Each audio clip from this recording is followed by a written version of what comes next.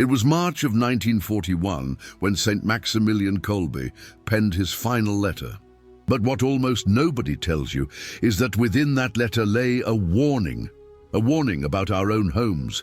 Have you ever felt something wasn't quite right as night falls? That unsettling feeling that you're not alone? Kolbe knew exactly why. Because there's something the malevolent entities know about your home that you don't. They know precisely where to hide. They know where you're most vulnerable. And they know how to use your own home against you. St. Maximilian Kolbe wasn't just a saint. He was a spiritual warrior who dedicated years to studying how the forces of darkness operate. And what he uncovered about our homes will change how you view your own forever. Because your home has 5 specific places, 5 points where darkness concentrates when the sun sets, places you use every day without suspecting the danger they represent.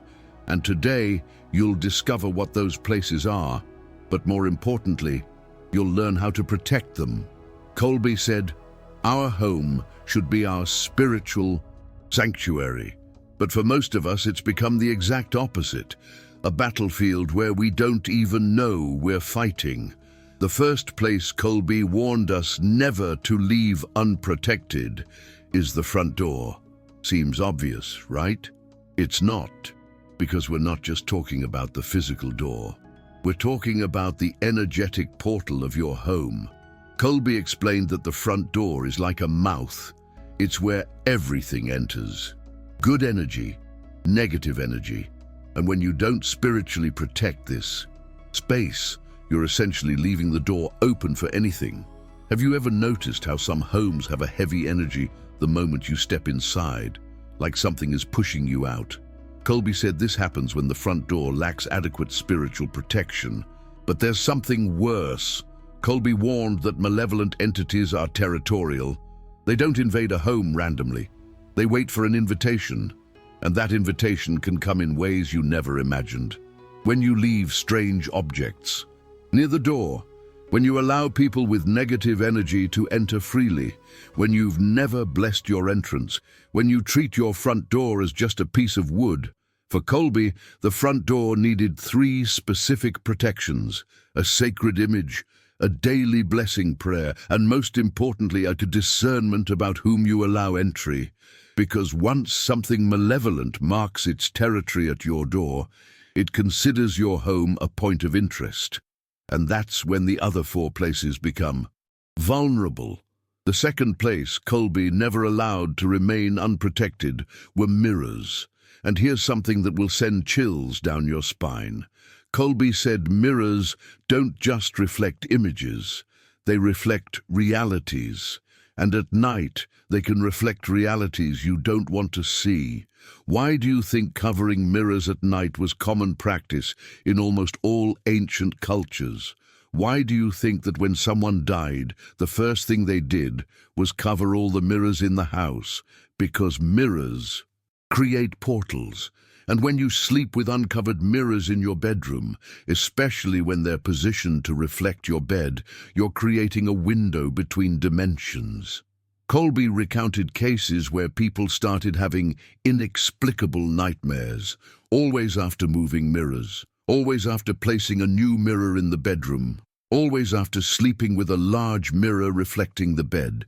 He explained that our soul is more vulnerable during sleep. And the malevolent entities know this. They use mirrors as observation points, as spiritual surveillance cameras. Have you ever woken up in the middle of the night and been afraid to look at the mirror? Kolbe said that fear isn't paranoia, it's spiritual intuition. It's your soul warning you that something is using that mirror as a portal.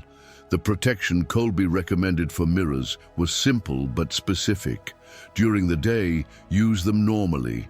But at night, especially in bedrooms, they should be covered or turned to the wall.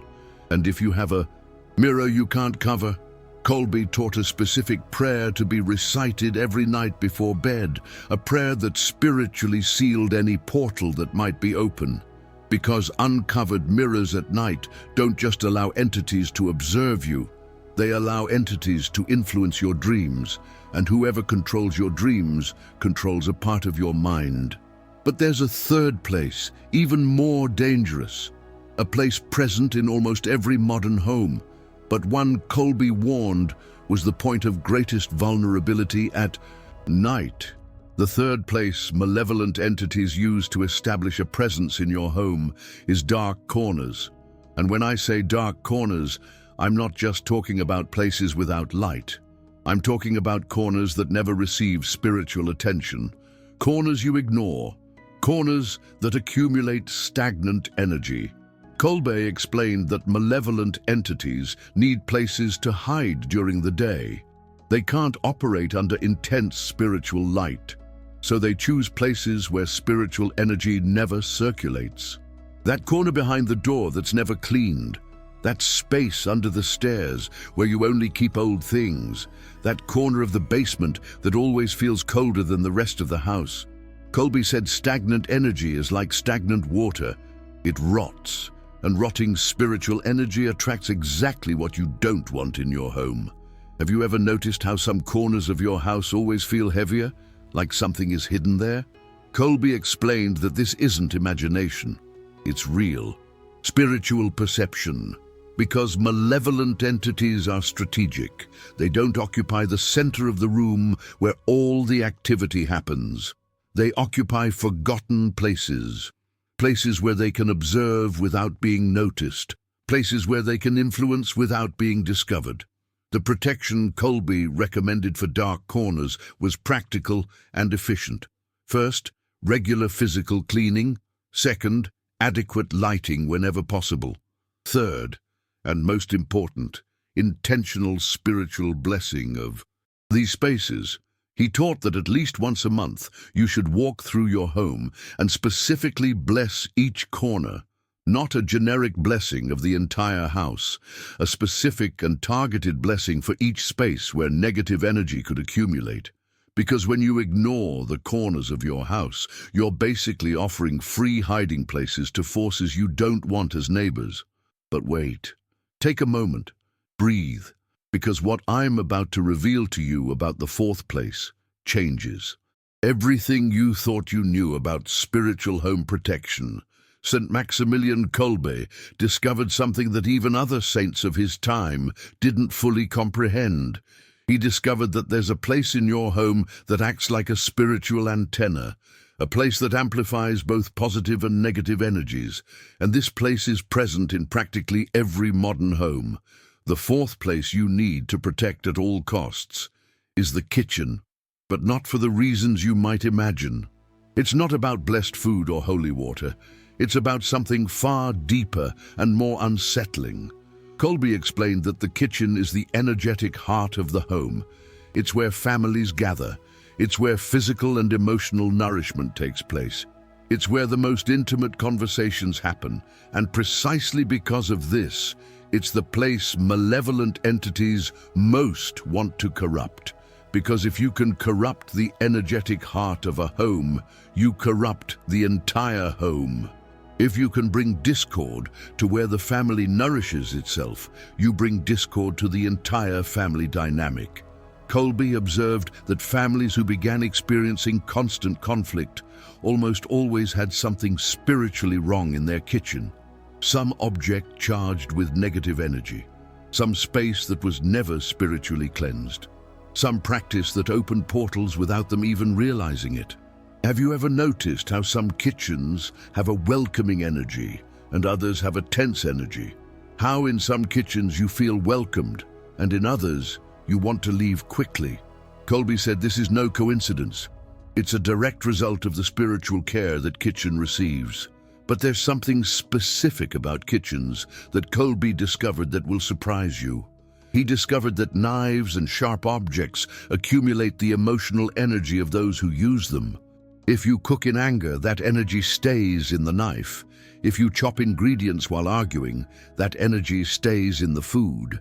If you use the kitchen as a battleground for family conflicts, the entire kitchen becomes a reservoir of negative energy.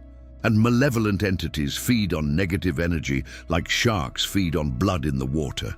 The protection Kolbe recommended for kitchens was specific and detailed. First, never cook in a negative emotional state. Second, spiritually cleanse cutting utensils regularly. Third, always maintain a source of spiritual light in the kitchen. He also warned against leaving knives exposed at night, not out of superstition, but because sharp objects can become points of concentration for aggressive energy. Kolbe taught that the kitchen should be treated as a domestic altar, a sacred place where the act of feeding the family becomes an act of love and protection. Because when your kitchen is spiritually protected, your entire home becomes stronger. But when your kitchen is vulnerable, your entire family is vulnerable. And now we come to the fifth place, the most dangerous place of all. The place Kolbe warned should never be left without spiritual protection. The fifth place that attracts malevolent entities at night is your bedroom. But it's not the bedroom itself that represents danger. It's what you do in that room. It's what you allow in that room. It's how you treat this sacred space where you're most vulnerable every night. Kolbe explained that sleep is a small daily death. During sleep, our soul partially detaches from the physical body, and it is precisely at this moment that we are most susceptible to spiritual influences. That's why ancient cultures had so many protective rituals before going to sleep. That's why praying before bed isn't just tradition. It's practical spiritual protection. Kolbe identified 3 specific vulnerabilities in the bedroom at night. First, objects that carry the energy of other people. Second, images or symbols that can act as portals. Third, residual energies from emotionally intense activities. When you sleep with objects that belong to other people without spiritual cleansing, you are sleeping with the spiritual energy of those people. When you have images or symbols of dubious origin in your bedroom, you may be creating entry points for negative influences. But the most important thing Kolbe warned about bedrooms is that they absorb and amplify your deepest emotions. If you go to bed angry, that energy stays in the room. If you sleep worried every night, that energy accumulates in the environment. If you use the bedroom for arguments or conflicts, you are turning your resting place into a battleground. And malevolent entities are experts at using our own negative emotions against us. The protection Kolbe recommended for bedrooms was rigorous but efficient. First, weekly spiritual cleansing of the environment. Second, specific blessing of the bed and personal belongings. Third, a peaceful emotional state before sleeping. He also warned against sleeping with technology turned on. Not just for health reasons, but because electronic devices can interfere with our natural spiritual protection during sleep. Kolbe taught that the bedroom should be treated as a personal sanctuary, a place where only energies of peace and protection are welcome. Because when you spiritually protect your bedroom, you protect the most vulnerable moment of your day. You protect your dreams. You protect your inner peace. And when all 5 places are protected, your home is transformed into what Kolbe always dreamed it would be. Not just a place where you live, but a spiritual fortress where you are truly safe. But here's what most people don't understand about spiritual home protection. Kolbe discovered that protecting these 5 places isn't enough if you don't understand how they are connected. Because your home isn't just 5 separate places. It's a unique spiritual organism. And when you understand these connections, you understand why some homes are spiritual fortresses and others are constant battlegrounds. The front door is like the immune system of your home. Mirrors are like nerve endings that transmit information between dimensions. Dark corners are like filtering organs that either purify or contaminate the energy of the home. The kitchen is the heart that pumps emotional energy throughout the house. And the bedroom is the brain where your spiritual defenses strengthen or weaken every night. Kolbe explained that when one of these places is compromised, all the others become vulnerable. It's like a chain. The weakest link compromises all protection. But there's something Kolbe discovered that goes beyond the individual protection of each place. St. Maximilian Kolbe uncovered a specific pattern malevolent entities follow to infiltrate a home. They're not reckless. Oh no. They're strategic, calculating, patient. First, they test the front door. If they encounter strong spiritual resistance, they retreat, seeking another point of entry. If they find vulnerability, they mark their territory and move to the next step. Second, they use mirrors to study the home's routine, to understand the most vulnerable times, to identify who in the family has weaker spiritual defenses. Third, they establish themselves in the dark corners, creating observation points, places where they can influence without being detected. Fourth, they begin to corrupt the kitchen, bringing discord to meals, tension to family conversations, conflict to the heart of the home. Fifth, they attack the bedroom, disturbing sleep, corrupting dreams, weakening spiritual defenses during the most vulnerable moment. Kolbe said this process can take months or even years, but once complete, the family doesn't even realize they're living in occupied territory, because spiritual invasion isn't like physical invasion. It's not obvious.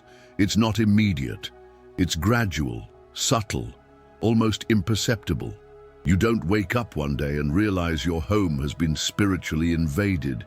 You just begin to notice things are different, more tense, heavier, more difficult. Arguments over trivial matters, unexplained disturbed sleep, a constant feeling of being watched. The home's energy always heavy, even when it's clean and organized. Kolbe warned that these are the signs of a spiritually compromised home. And the solution isn't just protecting the 5 places, it's doing a complete spiritual cleansing following a specific protocol. Because if you only protect the places without removing what's already established, you're just locking the door after the thief has already entered. The spiritual cleansing protocol Kolbe developed was systematic and precise.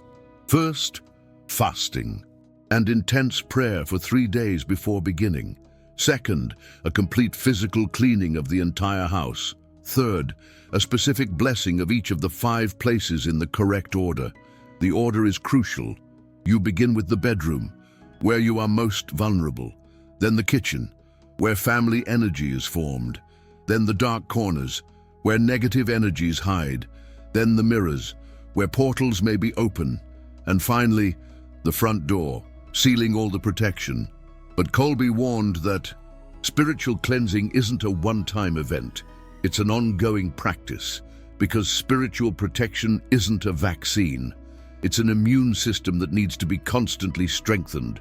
He recommended a complete spiritual cleansing every 3 months, specific protection of the 5 places every week, and constant spiritual vigilance to identify signs of vulnerability, because malevolent entities don't easily give up territory they consider theirs. They return, they test again, they seek new vulnerabilities. And here's something Kolbe discovered that will surprise you. He discovered that there's a 6th place in your home that's even more important than the other 5.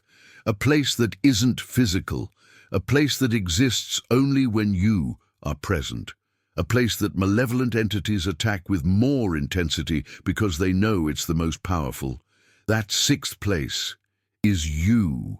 You are the 6th place malevolent entities want to dominate in your home. Because what good is controlling the other 5 places if the person living in the house is spiritually strong?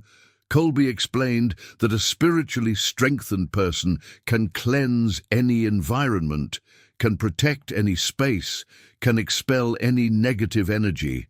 But a spiritually weakened person can compromise any protection, can open any portal, can invite any negative influence. Therefore, the true protection of the home begins with the protection of those who live in the home. It begins with your spiritual state, your spiritual discipline, your spiritual vigilance. Kolbe said you can have all 5 places perfectly protected, but if you are spiritually vulnerable, You are a walking portal for everything you don't want in your home. When you go home burdened with negative energy from work, you're bringing that energy into your sanctuary. When you nurture thoughts of anger, envy, or fear, you're creating frequencies that attract exactly what you don't want. When you neglect your spiritual life, you're lowering the defenses of the entire home. The personal protection Kolbe recommended was rigorous but transformative: intense daily prayer, regular spiritual reading, nightly examination of conscience, periodic fasting, frequent confession, but above all, he warned about the importance of never letting your spiritual guard down, never assuming you're safe just because your home is protected, because your home is only as strong as its weakest spiritual inhabitant. And now, take a deep breath, because what I'm going to reveal to you now will completely change your perspective on everything we've discussed so far. Kolbe discovered something he didn't even expect when he began studying domestic spiritual protection. He discovered that spiritually protected homes don't just repel negative energies, they attract positive energies. When you correctly protect the 5 places in your home, you're not just creating a fortress, you're creating a spiritual beacon.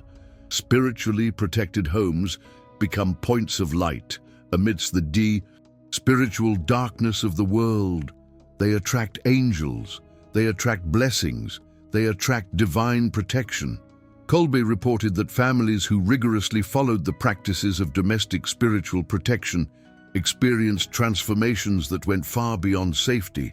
Family relationships strengthened, health improved, prosperity increased, inner peace settled in, sleep became restorative, dreams became inspiring, because when you expel darkness, you create space for light, and light attracts more light. But Kolbe warned that this transformation doesn't happen automatically. It requires constant dedication, permanent vigilance, a genuine commitment to domestic holiness. He said, protecting the home spiritually is like tending a garden. You don't plant once and forget, you water every day. You constantly remove weeds. You cultivate with love and patience. And just as a well-cared-for garden produces abundant fruits, a spiritually protected home produces abundant spiritual fruits. More obedient and respectful children, more harmonious marriages, more stable health, more balanced finances, deeper sleep, more lasting peace. Not because spiritual protection is magic, but why? Because when you remove negative influences, you allow positive influences to flourish naturally. Saint Maximilian Kolbe explained that God desires to bless our homes and families, but he respects our free will. If we choose to neglect spiritual protection, he allows us to face the consequences. If we choose to vigilantly protect our home, he multiplies our protection with his divine shielding. And here's the final secret Kolbe uncovered about domestic spiritual protection. The secret that transforms a protected home into a truly sacred home. This secret isn't about techniques or rituals.